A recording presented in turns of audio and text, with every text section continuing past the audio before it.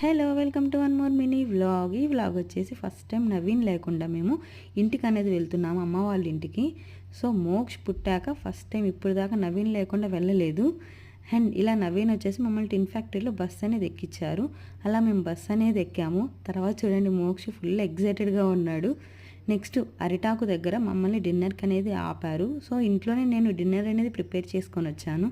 So dinner అనేది తిన్నాక మళ్ళీ బస్ బట్ అనుకోకుండా ఏంటంటే డిన్నర్ అనేది అయిపోయాక బస్సు అనేది బ్రేక్ డౌన్ అయిపోయింది.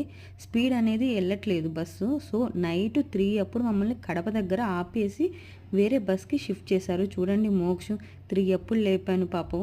అలా ఇంకా మమ్మల్ని వేరే బస్కి షిఫ్ట్ చేశారు. నాకైతే భలే భయంగా అనిపించింది. ఫస్ట్ టైం వెళ్ళడం ఏంట్రా బాబు ఇలా అయిపోయింది ఏంటా అని.